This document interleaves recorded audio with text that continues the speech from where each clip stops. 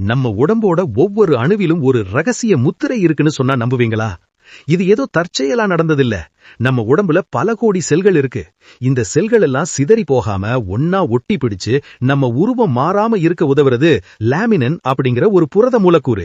இந்த லாமினினோட அமைப்பை மைக்ரோஸ்கோப் வழியே பார்த்தா நமக்கு ஒரு பெரிய ஆச்சரியம் காத்திருக்கு.